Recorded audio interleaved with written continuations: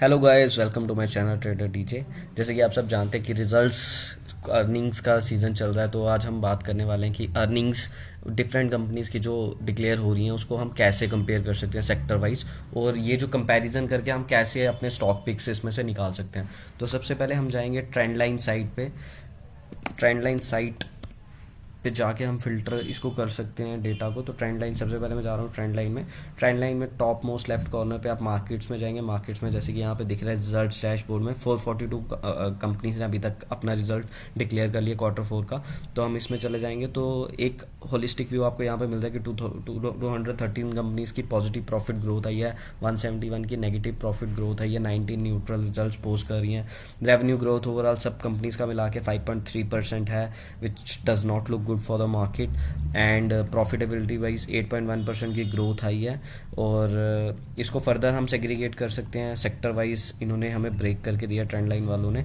जैसे हम देख सकते हैं रेवेन्यू में micro finance, housing finance, banks अच्छा कर रहे हैं year on year revenue growth में। बट प्रॉफिट में देखो तो एक डिफरेंट सेक्टर्स हमें परफॉर्म करते दिखे हैं। फार्मास्यूटिकल्स अच्छा परफॉर्म करा, बैंक्स अपने रेवेन्यू ग्रोथ को प्रॉफिट में कन्वर्ट नहीं कर पाए हैं। कुछ बैंक्स का रिजल्ट्स अच्छा है, बट काफ़ी बैंक्स ने डिसअपॉइंट भी किया है अपने नेट पैट पैट के रिजल्ट्स में।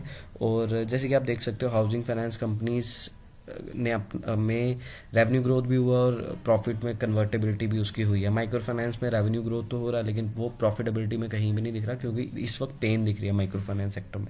तो इस तरह से आप एक सेक्टर वाइज एक मोटा मोटा आप व्यू ले सकते हो कि ये सेक्टर आने वाले टाइम में परफॉर्म करने वाला है। इसको अगर हम स्क्रॉल डाउन करेंगे तो इन्होंने फर्दर सेग्रीगेट करके दिया हमें हर सेक्टर का। आईटी कंसल्टिंग में रेवेन्यू ग्रोथ 6.49 है, नेट प्रॉफिट 2.37% ग्रोथ दिखा रहा है। बैंक्स में 9.34% की रेवेन्यू ग्रोथ है, 0.30। फाइनेंस कंपनीज रेवेन्यू ग्रोथ भी अच्छी दिखा रही हैं, नेट प्रॉफिट ग्रोथ भी उनका अच्छा है। Auto ancillary parts and equipment, ये सेक्टर में रेवेन्यू ग्रोथ अच्छा है 9% का, बट प्रॉफिटेबिलिटी अच्छी नहीं है 4% की। स्पेशलिटी केमिकल्स में मुझे लगता है कि आने वाले टाइम में स्पेशलिटी केमिकल्स काफ़ी पिटे हुए स्टॉक्स हैं, और कुछ बारिंग फ्यूज ज़्यादातर स्टॉक्स पिटे हुए हैं। तो रेवेन्यू ग्रोथ 13.68% है, बट मार्जिन काफ़ी इंप्रूव हुए हैं। आप देखो जहाँ की रेवेन्यू 13.68% ग्रो करा, बट नेट प्रॉफिट यहाँ पे 71% ग्रो करा।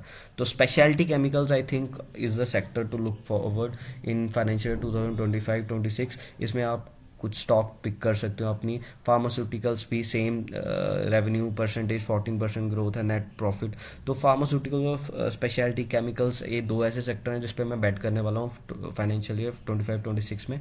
टेक्सटाइल की रेवेन्यू ग्रोथ नहीं दिख रही, बट मार्जिन इंप्रूव हुए हैं, नेट प्रॉफिट ग्रो किया है। Health care services all time मतलब परफॉर्म करता है, ये 12.99% रेवेन्यू ग्रोथ है, नेट प्रॉफिट 50% ग्रो है। हाउसिंग फाइनेंस कंपनीज बहुत अच्छा कर रहा है। माइक्रो फाइनेंस पिटा हुआ सेक्टर है, काफ़ी पेन पॉइंट है। एक साल तक मैं इसको देखना नहीं चाहता हूँ, क्योंकि मुझे लगता है इसमें अभी काफ़ी पेन बची है। सीमेंट कंपनीज में रेवेन्यू ग्रोथ उतनी नहीं है, बट प्रॉफिट ग्रोथ अच्छी हुई है।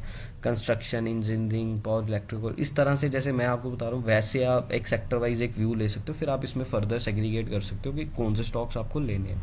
तो जैसे कि ये ओवरऑल पूरे ही मार्केट का ये होलिस्टिक व्यू दे रहा है। इसको आप सेग्रीगेट कर सकते हो। जैसे आप यहाँ पोर्टफोलियो में जाके निफ्टी 50 के स्टॉक्स पैसिफिक का जो 50 स्टॉक्स हैं उनका देख सकते हो। अभी 26 कंपनीज ने अपने रिजल्ट्स डिक्लेयर करे हैं। 14 पॉजिटिव ग्रोथ में, 10 नेगेटिव ग्रोथ दिखा रहे हैं, 2 न्यूट्रल दिखा रहे हैं। ओवरऑल रेवेन्यू ग्रोथ निफ्टी की 6.1% है, प्रॉफिट 6.2% है। तो मार्केट ऐसे ही मुझे ओवर प्राइस लगती है, तो मुझे लगता नहीं कि अगले एक साल में कुछ ज़्यादा मूवमेंट आने वाला मार्केट में। अब इसमें भी आप देखो तो अदानी पोर्ट्स ने काफ़ी अच्छे रिजल्ट पोस्ट किए हैं, रेवेन्यू वाइज अच्छा गेन किया, और प्रॉफिट भी इनका अच्छा इंप्रूव हुआ है अदानी पोर्ट्स का स्पेशली। टाटा कंज्यूमर का रेवेन्यू ग्रोथ अच्छा हुआ, जियो फाइनेंशियल का रेवेन्यू ग्रोथ अच्छा हुआ, 18% का हुआ। विप्रो ने काफ़ी प्रॉफिट में अपना दिखाया। जैसे आप इसको फर्दर नीचे स्क्रॉल डाउन करके सेग्रीगेट कर सकते हो।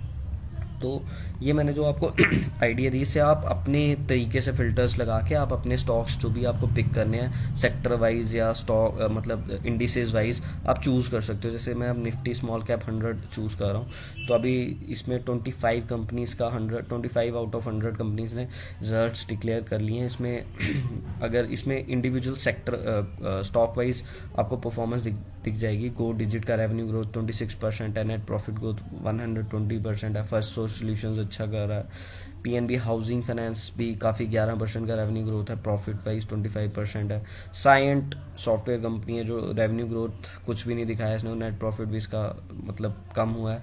लॉरस लैब्स में एक टर्न अराउंड दिख रहा है। तो मेरा जो आज का ये था वीडियो बनाने का पर्पस ये था कि क्योंकि रिजल्ट सीज़न चल रहा है तो मैं चाहता हूँ कि आप लोग sector wise and indices wise कैसे स्टॉक्स, कौन कौन से स्टॉक्स कैसा परफॉर्म कर रहे हैं आप देख सकते हो, और फिर आप इसको फर्दर अपनी टॉप डाउन अप्रोच लगा के पहले सेक्टर चूज़ करो, फिर उसमें स्टॉक्स चूज़ करो, फिर आप अपने स्टॉक्स पिक कर सकते हो। जैसे मुझे लगता है कि नेक्स्ट ईयर जो मैंने अभी तक व्यू देखा है कि स्पेशलिटी केमिकल और फार्मास्यूटिकल्स एक अच्छा सेक्टर हो सकते हैं, हाउसिंग फाइनेंस भी फॉर दैट मैटर एक अच्छा सेक्टर मेरे को लग रहा है इन्वेस्ट करने के लिए फॉर नेक्स्ट 1 ईयर।